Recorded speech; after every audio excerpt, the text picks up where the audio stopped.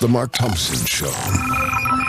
Put it together for someone who I have worked with, and I'm such a fan of her work on CNBC. She did podcasts along the way that are so funny and so quirky. I'll ask her about those as well.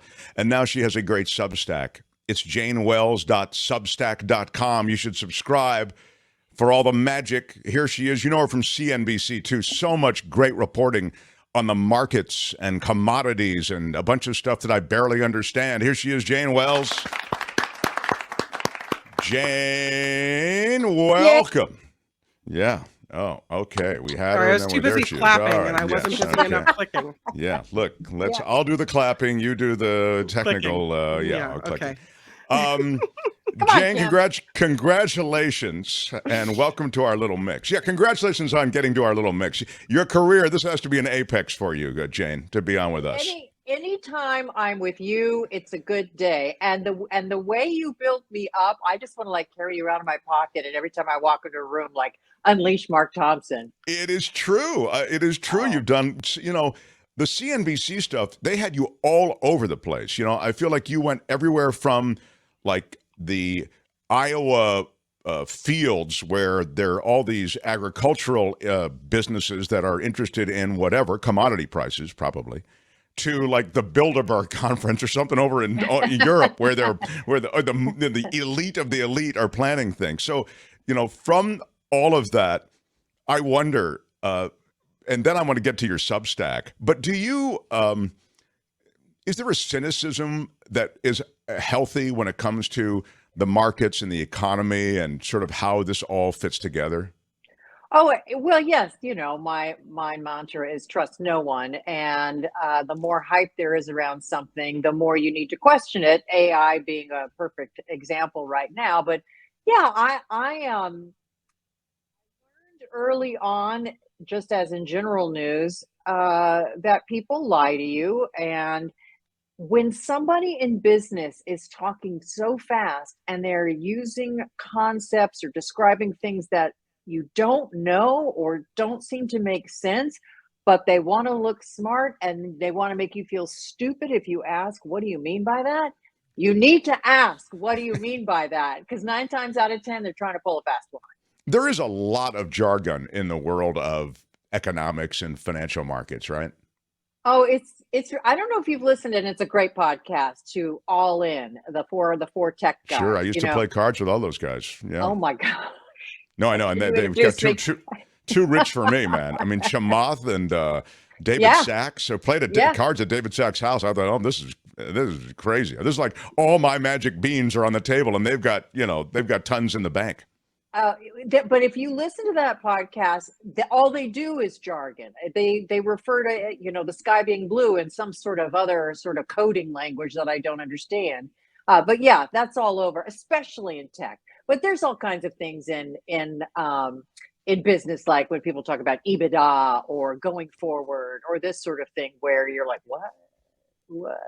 Non-GAAP pro forma earnings. What's that? Oh, well, that's the earnings we wanted to tell you about. We had to take out all the bad stuff. It's funny.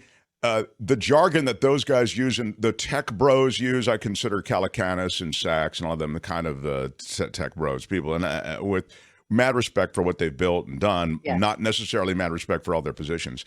I think there is wrapped in them both of those things you're talking about, the jargon of the economics and the jargon of the technology. And it almost is, it's as though they're trying to build a club there for those who sort of understand that stuff. Yeah, it's a language. Yes. Can you speak the language? Do you know the code? And also, I think after a while you speak it so much, it's the natural way you think. It's not like they're being putting on an affectation. That's just how they think, how they talk.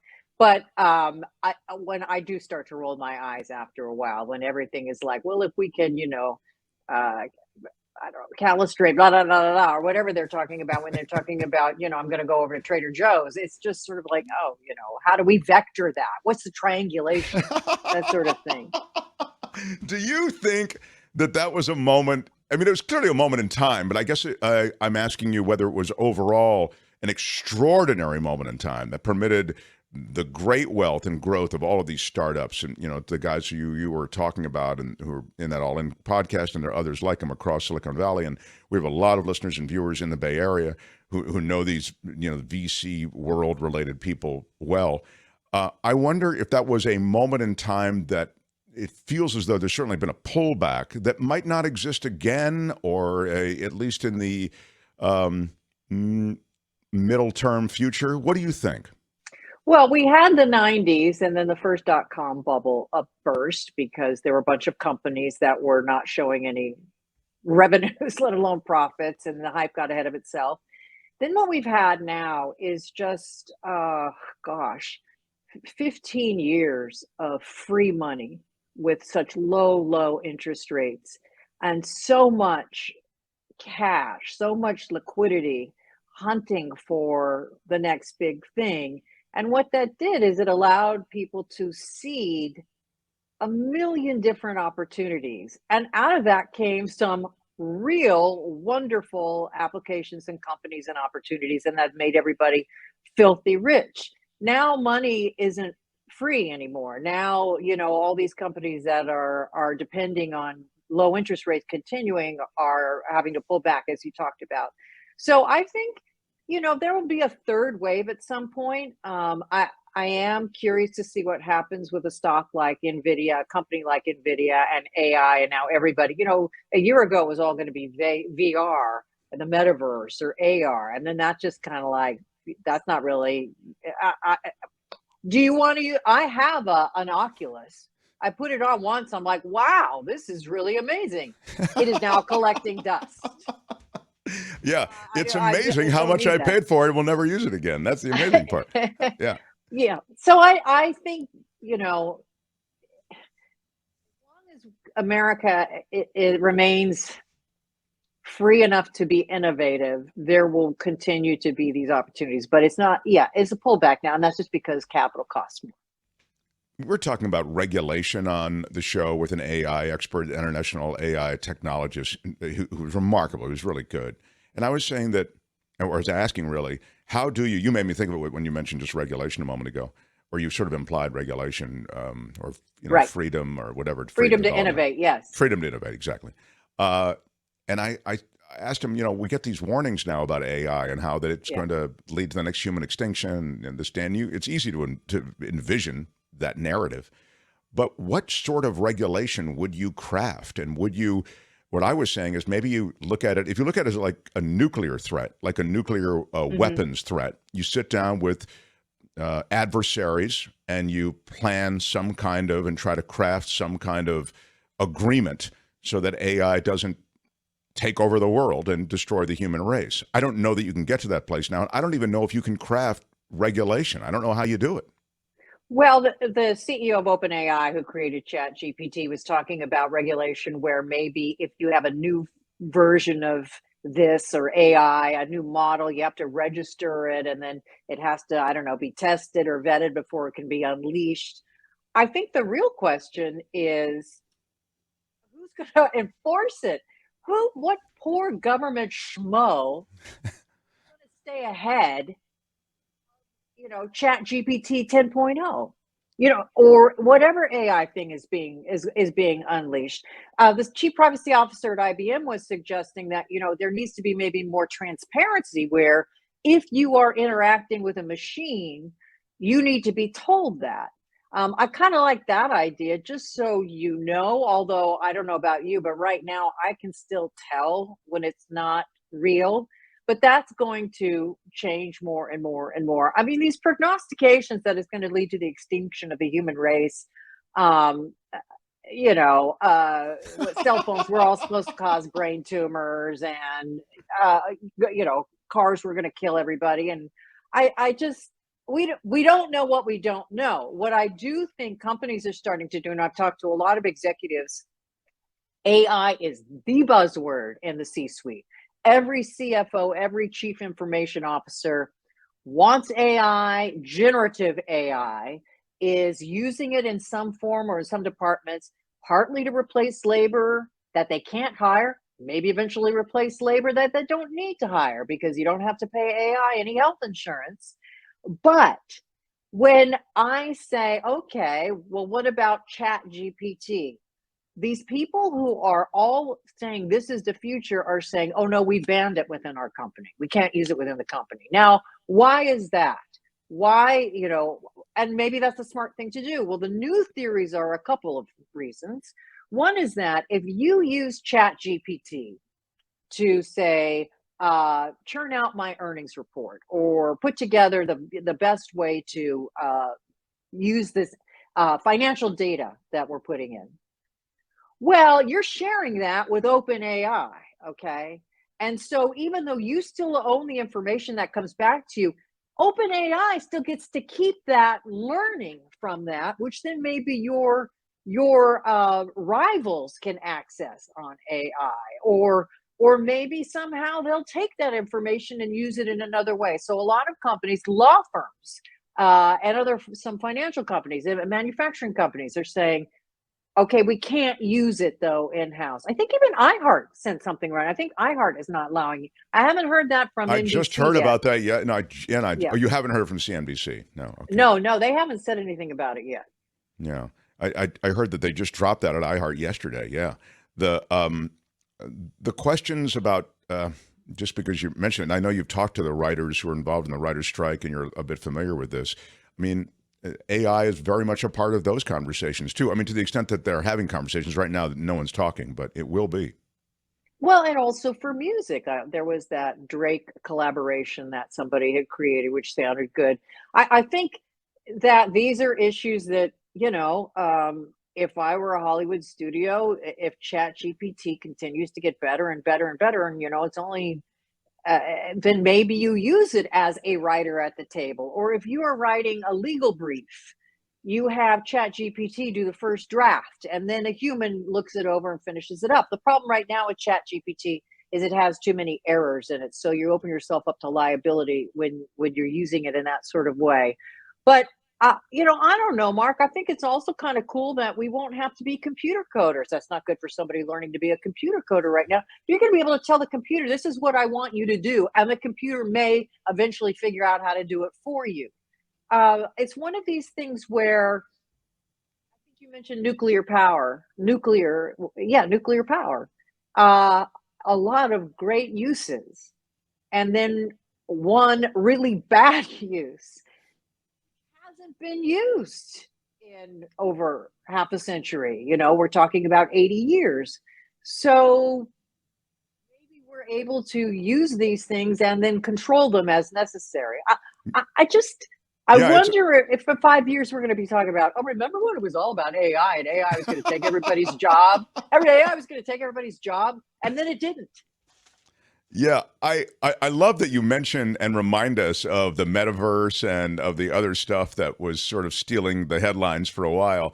It does feel as though AI is a watershed moment. But that said, I'm more intrigued by, as the oft used and hackneyed expression, time will tell. But I am more intrigued by what you're talking about, which is sort of that we control our own destiny with AI the same way we control our own destiny with nuclear. And we can move on after this, but just to round out this point, because the danger with AI, and the reason it might fall into another category, is that once you start that rolling, that you don't have control over it anymore. That it literally, it's the HAL computer in 2001, et cetera, Well, I suppose somewhere along the way you can unplug it. You'd think. I mean, they tried, right? I'm sorry, Dave. I'm afraid I can't do that. Right, exactly. It does that happen. Still gives me chills. That scene still gives that, with that red circle looking at you, and it was brilliant.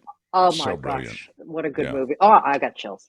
Yeah, it was so brilliant. That's a great deep dive to do sometime. I've already done it on YouTube with the interviews with Keir Dullea, with Kubrick, about 2001, about, he built that huge round, when the shot of the astronaut running like that. Yeah, I mean, it was all built.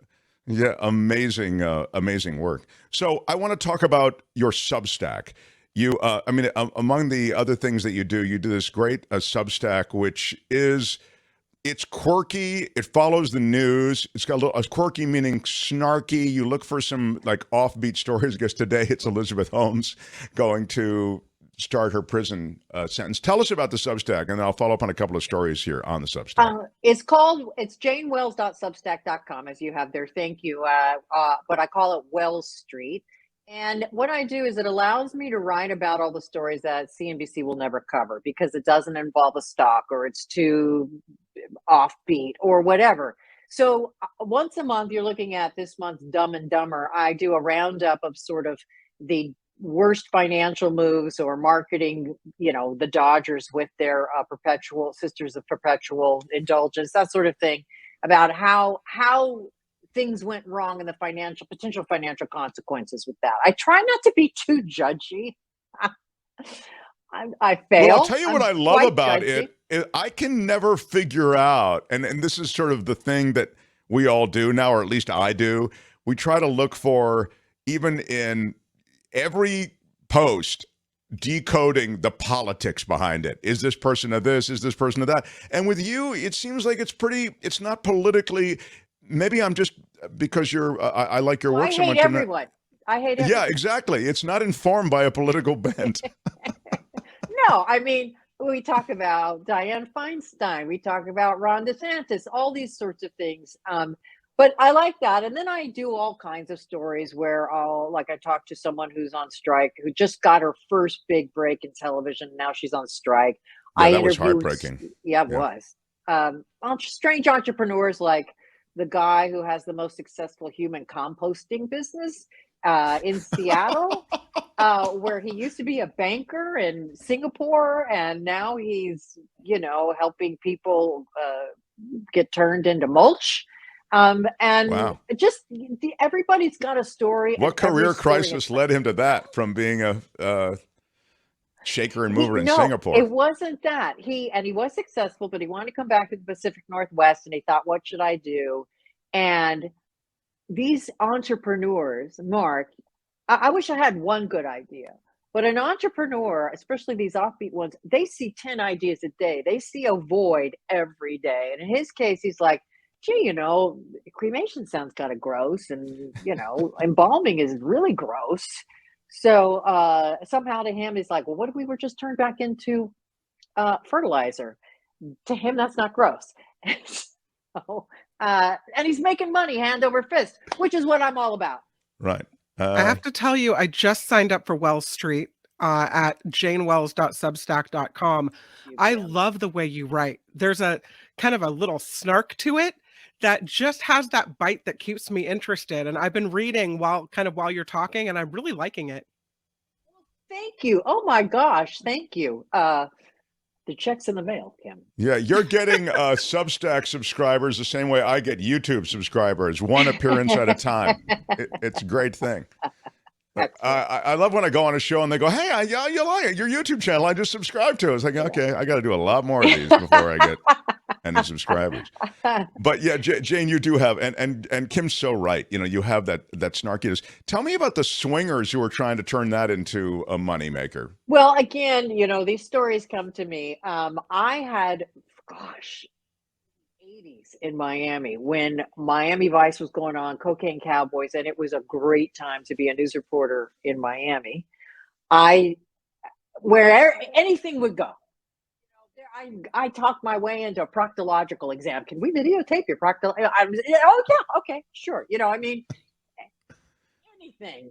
I was doing a story on living wills, and I said to the ER doctor, "Can I videotape you unplugging someone?" He said, "Sure, come on over." I mean, this is Miami, and I'm in my 20s, and I'm like, "Well, that sounds like a great story." So I thought, what if these swingers club? I mean, I posed as a prostitute once, and then nobody would stop. But there was a swingers club in Miami. Yeah, the camera crew was laughing. I was like, then when one guy finally stopped to proposition me, and I wanted to kiss him, thank God, thank God. Well, coincidentally, yeah. So anyhow, I did a story on a swingers club in Miami in the 80s, and they let me in, and it was a crazy story. And then fast forward almost 40 years, and so a couple of swingers in South the southeastern part of the United States. They don't want to say where they are. Reached out to me and said, "Hey, we heard you did a story on this guy who came up with this drug that helps prevent premature ejaculation." Of course, I did that story. Yeah. And Who else? we thought we'd contact you because we're trying to get the word out that swingers are just like you and me. They're just normal people who have, consenting sex with multiple partners and their spouses know it. And we're trying to, make a living at getting the word out about this. So I thought, all right, I'm in. I interviewed them. Wonderful couple. I mean, that's their thing. Again, consenting adults. Nobody's getting hurt. Sure. And they're trying now to quit their regular jobs and do this as the side hustle, as a full-time hustle of these cruises they host, and they'll buy out a hotel and then, upsell the rooms and all kinds of stuff. And they've got a podcast going and they're trying to sell merch and get sponsors. It's just fascinating again how people think, you know what? And I'm not like this. I wish I was. I could make a business out of this. And then they go out and do it. Yeah, I mean, you're right. It's entrepreneur meets opportunity meets natural passion, I suppose. I mean, just generic passion. And guts. Guts, you're right. It really does take, a lot of these entrepreneurs, and it's just so true, lose money for so long, or don't make money would be another way to think of it. And it's hard. I mean, you need some kind of war chest often to get things started. Well, and most fail. That's Right. why, you admire these people who pick themselves back up and try again or try something else again. Yeah, I'll go first on this question. I think I know the answer in your case because you're very smart.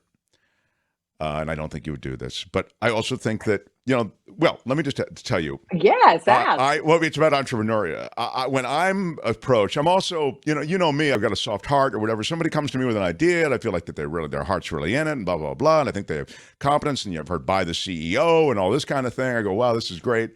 So I've put money into a lot of different startups, none of which have materialized. Okay. And even David Sachs, you mentioned, he told me years ago, he said, Mark, we're the same way. We call it spray and pray. We just throw out, $25K at a bunch of things and, in which one of them will come in.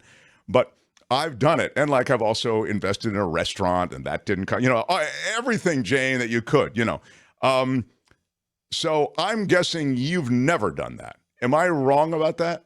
Well, partly because I'm married to a man of Scottish ancestry. And so don't get between him and a dollar. I'm lucky to have this jacket. So I exaggerate. But so you need somebody, he's vigilant, and maybe that vigilance keeps you out of trouble? Well, certainly I haven't lost money this way. I will say there's two things. Once a very good friend of mine produced a script into a film that actually won at a couple of film festivals. And I don't know if he ever broke even, but I bought a small piece of that knowing I'd never make my money back, and I haven't. But that was more of a support thing. Right. I've done I just that too. wanted, right. Yeah. But I wasn't expecting. And then, the only thing I've ever done is I did this podcast, Top Story Tonight, Jesus, where it was if modern media existed 2,000 years ago. It's great. I heard it. Oh, it's you're great. So nice. Yeah. So I wrote it, and some friends said, you got to do a Kickstarter campaign. And I'm like, oh my gosh, I have to ask people for money? Because, people are going to say, what are we giving you money for? They say, do it. People will support the idea. So I raised $25,000 on Kickstarter, and I have never asked for money in my life, but the confidence I got in that experience was invaluable, because now if I ever needed to ask money, I've done it. I know how to do it. And you've got to do it with confidence, and you have to build a case for why you should do it, why you should give to me. Yeah, that's a great story. It's funny, just as we wrap up, we do this show and we're crowdfunded. And I have to regularly remind people, hey, thank you for supporting us, because without you, we're not on the air. And it's true. Yet it's the most awkward part of this whole thing. I'm a content guy. I like put stuff together, find franchises that I think would be good. I'm not good with the ask, And we come from broadcast, right? You don't go on CNBC and go, No. yeah, by the way, go to cnbc.com and pledge, become, for our Patreon site. But you have to do that in this new world. New media does require some kind of participation from the audience. And so it's a good reminder, but it is the most awkward part of things. Absolutely right. But, Jane, that was great work. I love that. Thank you. Yeah, it was. And you did one for Christmas. You did one for Easter, I think, also. I did. I'm now working on Cleopatra, Cleo with a K. She's the original Kardashian. So follow Jane Wells. Jane Wells. .substack.com. Jane Wells. .substack.com. Wells Street. You can also just Google it, find it, enjoy it. It's Google great. it. Good stuff. Jane, come back and be a regular here. I love chatting with you. And okay, we'll look forward to the next time. Jane Wells, everybody. Bye, Jane. The Mark Thompson Show.